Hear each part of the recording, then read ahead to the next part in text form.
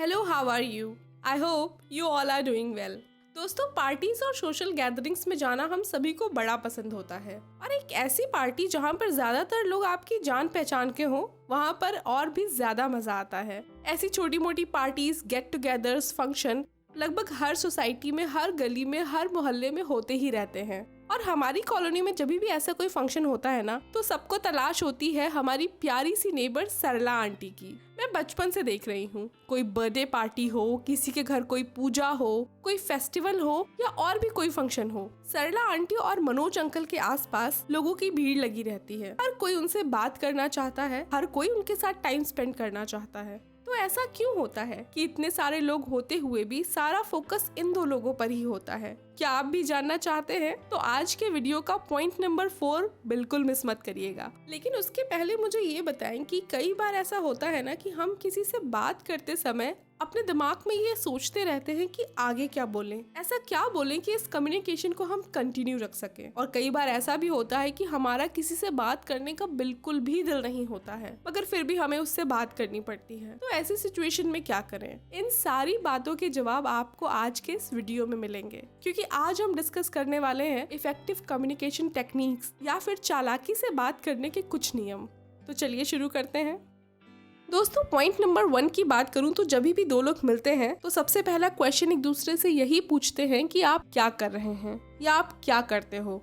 और इस बात का आंसर देने का बहुत ही कॉमन सा, सिंपल सा तरीका होता है कि मैं पढ़ रहा हूँ, या मैं जॉब कर रहा हूँ, या मैं किसी एग्जाम की प्रिपरेशन कर रहा हूँ, या फिर मैं अपना खुद का बिजनेस कर रहा हूँ, एटसेट्रा एटसेट्रा। मगर इसी बात को और इफेक्टिव तरीके से और इम्प्रेशन के साथ अगर आप बोलना चाहते हो तो आप हमेशा ये जरूर बताएं कि आप क्या पढ़ रहे हैं और कहाँ से पढ़ रहे हैं। साथ ही इस पढ़ाई का फ्यूचर में आप क्या इस्तेमाल करने वाले हैं। अगर आपकी कोई छोटी सी शॉप है तो आप बता सकते हैं कि आपका फ्यूचर प्लान क्या है, कैसे आप इस शॉप को या इस बिजनेस को आगे एक्सपैंड करना चाहते हो। इसी तरह से जब भी आप किसी को बताएं कि आप क्या कर रहे हैं तो अपने काम को थोड़ा सा डिस्क्राइब जरूर करें, क्योंकि जब आप ऐसा करते हैं तो सामने वाले को लगता है कि आप अपने आप को लेकर, अपने काम को लेकर बहुत सीरियस हैं। और जब आप अपने आप को सीरियस लेते हैं तो सामने वाला अपने आप ही आपको बड़ा सीरियस लेगा। ये एक बहुत ही छोटी सी मगर काम की टेक्निक है अपने कम्युनिकेशन को इफेक्टिव बनाने की और सलीके से, चालाकी से बात करने की। तो इस टेक्निक को फॉलो जरूर करें।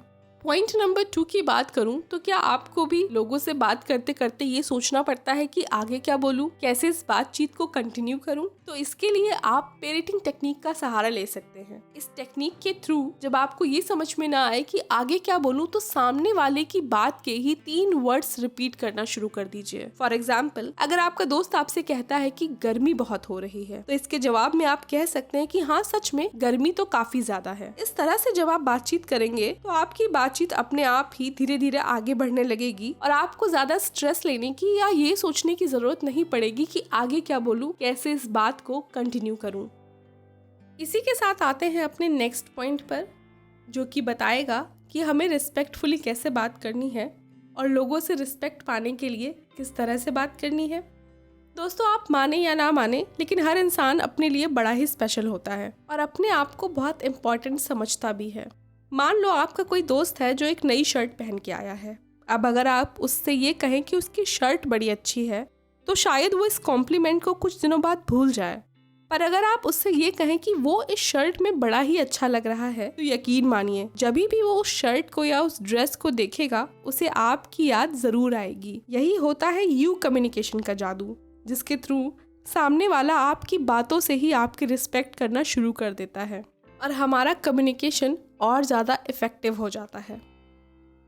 तो दोस्तों, अब आते हैं पॉइंट नंबर 4 पर, जिसका आपको बड़ी बेसब्री से इंतजार था और इस वीडियो का बड़ा ही इंटरेस्टिंग पॉइंट है कि हम इंटरेस्टिंग बातें कैसे करें। दोस्तों, लगभग हर पार्टी में, हर सोशल गैदरिंग में आपको ये नज़ारा जरूर देखने को मिलेगा कि एक बंदे के पीछे कई सारे लोग खड़े होंगे। सब उससे बात करना चाहेंगे, उसके साथ बैठना चाहेंगे और टाइम स्पेंड करना चाहेंगे। और ऐसा इसलिए होता है क्योंकि वो इंसान बातें बड़ी इंटरेस्टिंग करता है। तो आप भी किसी सोशल गैदरिंग में जाएं, किसी गेट टुगेदर में जाएं, किसी पार्टी में जाएं, किसी फंक्शन में जाएं, तो अपने कपड़ों के साथ साथ अपनी जूतों, ज्वेलरी के साथ में थोड़ी सी बातचीत करने की तैयारी भी करके जाएं। स्पेशली उस दिन का न्यूज़पेपर जरूर पढ़ें। दुनिया में क्या चल रहा है इस बात की जानकारी रखें। जब आप इन चीजों की तैयारी करके जाते हैं ना, तो आपके पास हमेशा कुछ ना कुछ टॉपिक्स होते हैं बात करने के लिए, और जब आपके पास बात करने के लिए कुछ होता है तो आपका कम्युनिकेशन अपने आप इफेक्टिव और इंटरेस्टिंग बन जाता है। तो अगली बार कोई भी पार्टी या फंक्शन अटेंड करने से पहले ये काम जरूर करके जाइएगा।